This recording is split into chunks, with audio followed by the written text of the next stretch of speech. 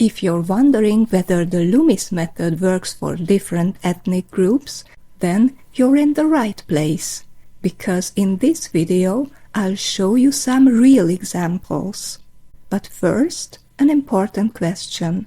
Why do we mostly see Caucasian faces in Loomis books? Andrew Loomis was one of the most influential illustrators and art teachers of the 20th century. But in his books, most of the faces and body types he drew were European-looking. This wasn't because of the personal bias, but because of the visual culture and society of his time.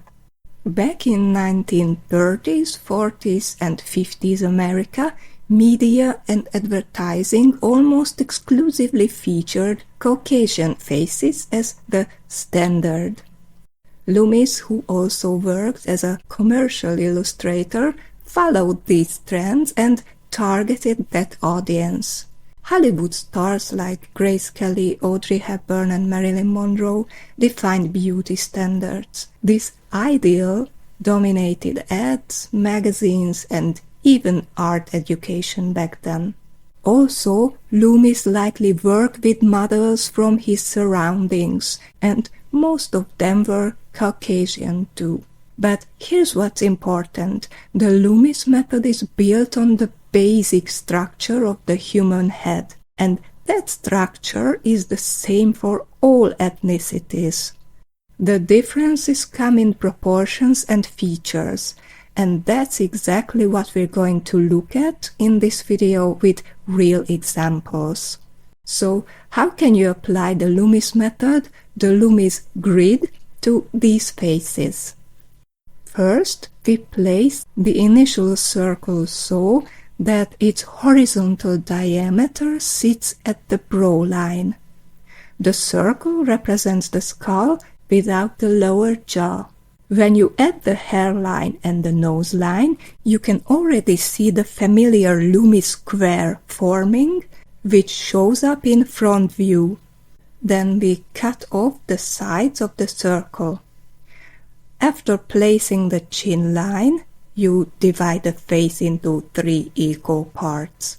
The eye line sits halfway down the head.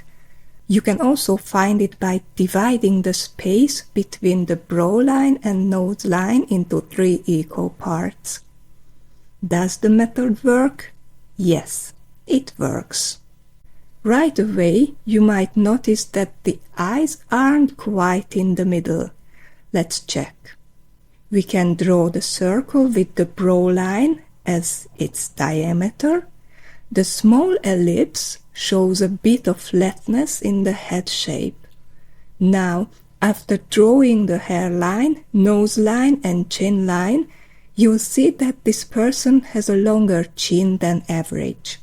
So, while drawing, you need to observe how much longer the face is, which also shifts the eye line slightly higher.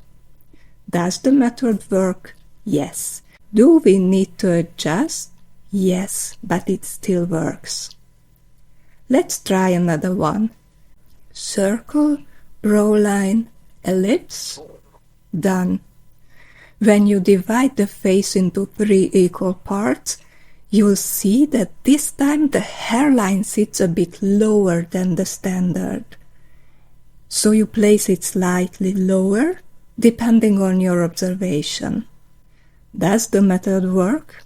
Yes. Does it need adjustments? Yes. But it still works. One more example. Here we can only estimate where the skull ends under the hair. The circle goes about here. Then we draw the ellipse. We have the brow line. Next, we check if we can divide the face into 3 equal parts using the hairline, nose line and chin line.